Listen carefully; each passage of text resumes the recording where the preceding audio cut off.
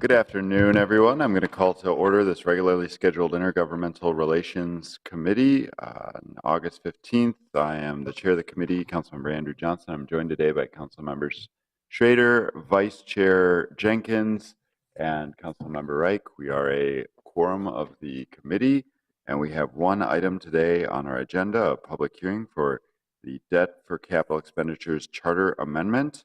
And I don't know if staff have any sort of presentation. I don't think so. We've had this before. So I'm going to go ahead and open the public hearing for this item. Is there anyone here to speak on this item?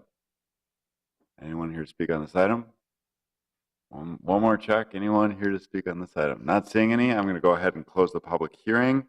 And we will have, why don't we have our staff come up and tell us the two language versions we have to choose from for this. Also note that we've been joined by Council President Bender and Councilmember Reich. Welcome, Mr. Ruff. Mr. Chair, members of the committee, I'm Mark Ruff, the city's Chief Financial Officer. We had worked with the City Attorney's Office to formulate language originally on this charter amendment that had a more generic description of Consumer Price Index, or CPI as it is popularly known. The Charter Commission suggested a more specific measure of CPI, so that is one of the basic language differences between the versions. We are certainly comfortable with changes made by the Charter Commission, and in deference to their hard work, I would certainly say that staff, we would recommend that we adopt the charter language. I think I'm not aware of any city clerk or city attorney concerns whatsoever with the Charter Commission recommended language. Thank you. And just to clarify, we have two items in front of us here. Was the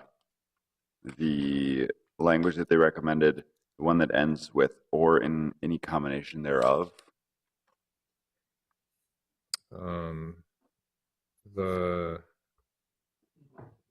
That is,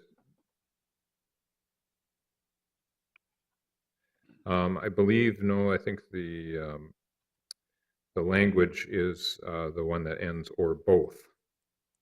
So above there, it is a more specific CPI, Federal Consumer Price Index for all urban consumers, U.S. city average series for all items not seasonally adjusted. If we're on the same page for that, and then at the end, the second clause is "or both" rather than "in combination thereof." Again, I think that second one is just, the previous language was "or in any combination thereof," and the Charter Commission just simplified it, said that "or both," which I think the intent is clearly the same thing. Great. Thank you. And I'll recognize Councilmember Warsame for a motion. Thank you, Mr. Chair, and I'll make a motion to approve this item. Great. We have a motion, and thank you, Mr. Ruff, for your presentation on this and explanation. Do we have any discussion from committee members? Not seeing any. All those in approval, please signify by saying aye. Aye. Those opposed, the motion carries.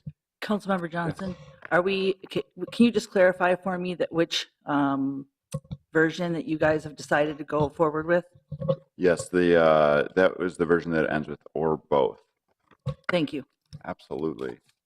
And with that, we have no further business before this committee, so our meeting is adjourned. Thank you, everyone.